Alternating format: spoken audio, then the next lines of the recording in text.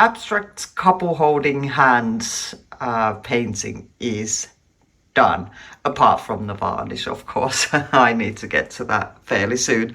But yeah, I love the way this turned out. You know, I really wasn't planning for this composition, but as soon as I removed the tape that was covering the initial layer, the Amsterdam pearl paints layer, I just saw two people in jeans and I knew exactly what I needed to do. So yeah, I love the unpredictability of this particular project.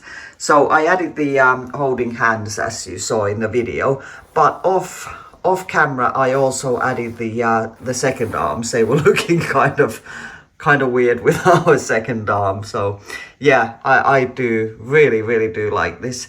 And I did the border just to tidy it up as well. That's just with Winsor Newton Payne's grey, which pretty much looks black, at least in this video. So yeah, I really enjoyed this. This was a lot of fun to explore creativity and different ways of you know, using paint and coming up with shapes and kind of coming up with a scene.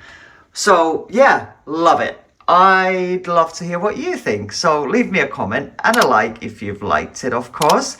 And if you haven't already, please consider subscribing. And thank you so much for being here with me today. I'll speak to you soon. Bye bye.